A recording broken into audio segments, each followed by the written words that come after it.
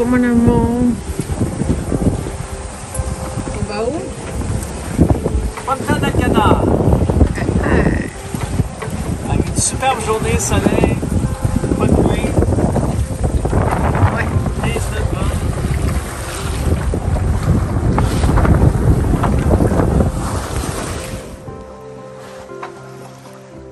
Deux jours après le coup de vent, au mouillage de la baie de Praia da Vitória, la mer est redevenue suffisamment calme pour partir vers notre prochaine destination.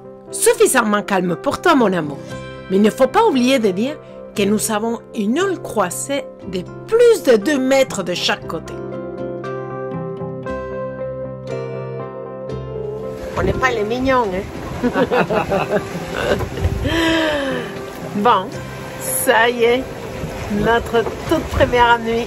On voit aucune île à l'horizon, en plein milieu de l'océan. Oui, on est vraiment en plein milieu de l'océan. Il y a toujours une belle houle de 2 mètres aujourd'hui. Donc, j'ai toujours mon menton dans la gorge. Ça prenait une première fois et c'est là. C'est là que ça se passe. C'est là, c'est aujourd'hui. Voilà. Que je vais vous montrer un peu de quoi ça a l'air de l'autre côté.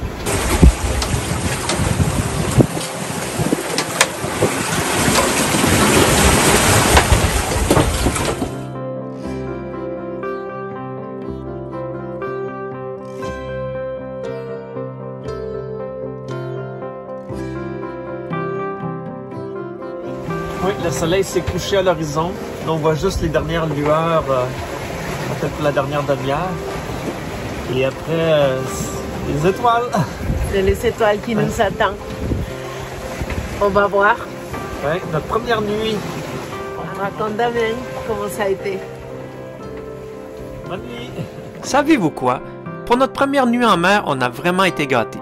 Il n'y a pas eu de lune, ce qui signifie une nuit parfaitement étoilée. Pour ceux qui pensent que la nuit est complètement noire, vous avez un peu raison. En fait, notre vision s'adapte à cette manque de lumière.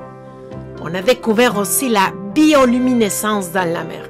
Mais oublie pas qu'on a quand même bavé. On a passé une nuit blanche suite à la houle croisée.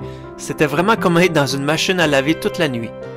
Enfin, l'heure bleue arrive. Et on va vous raconter l'histoire du bateau fantôme. En fait, nous étions en train de naviguer et au loin, nous voyons une grande lumière s'approcher de nous. Nous avons été dans notre appareil de navigation pour vérifier c'était quoi ce bateau. Impossible de le trouver. Nous avons même pensé que c'était un bateau de guerre, car eux, ils restent tout le temps incognito. Plus tard, nous étions agréablement surpris de voir que c'était le lever d'une planète. Et pas juste un, il était suivi de 3 autres.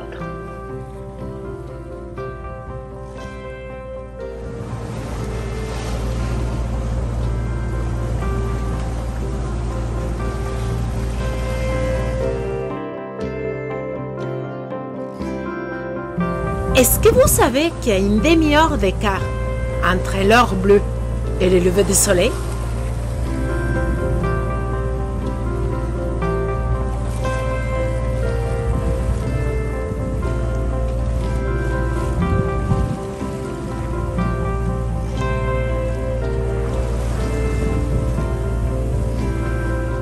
Après une navigation de plus de 24 heures, on arrive finalement à Punta Delgada.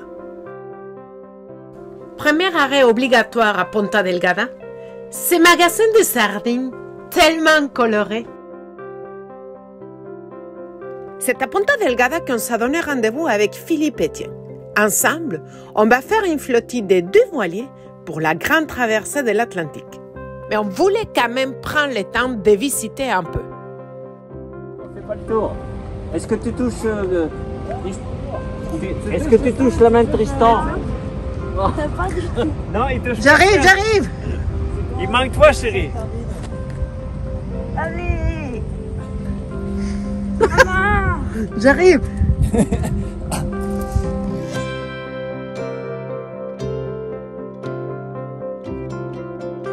Comme toujours aux Açores, la végétation et les piscines naturelles étaient vraiment au rendez-vous. Par contre, cette fois-ci, nous avons eu même la chance de visiter les jardins de la maison du gouverneur.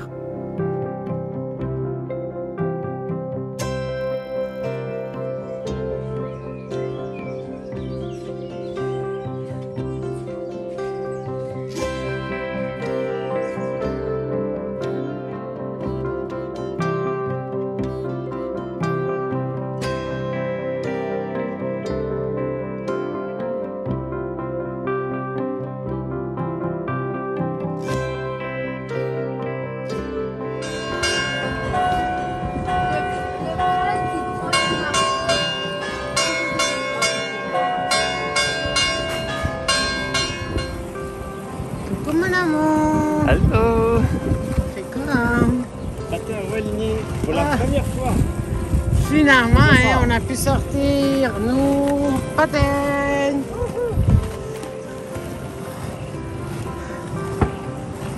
Et on fait un bord de mer. Vraiment cool. Avec Philippe en arrière de nous. Mais peut-être qu'ils auraient mis le pavillon rouge aujourd'hui. Hein.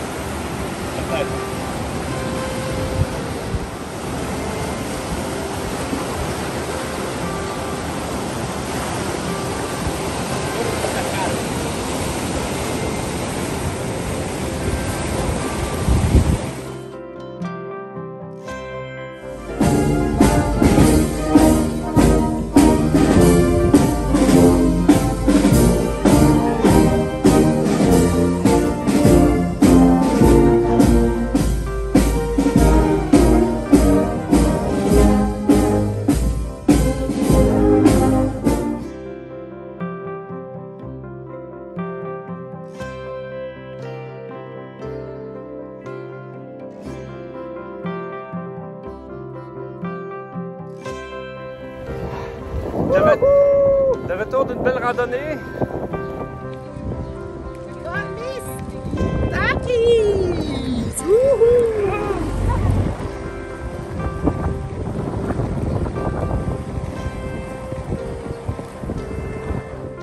On devait rester au moins 3 jours à Ponta Delgada, histoire de faire inspecter notre radeau de survie, indispensable avant la grande traversée à venir.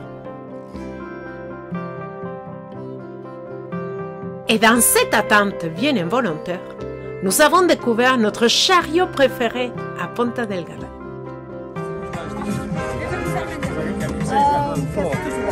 3 avec un sang. 3 avec et un sang. 3 com alcohol e 3 com álcool sim. 3 com 5 e 8. Pronto, 8. Oh, c'est l'alcool, c'est cher l'alcool. Hein. 10 euros par carte.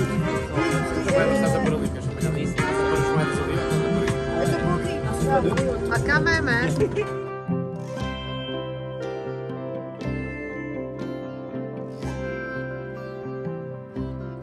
Une fenêtre météo se présente à nous.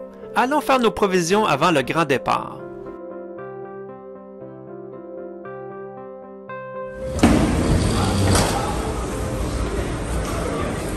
C'est quoi ça, mon amour? L'épicerie d'une traversée de 10 jours.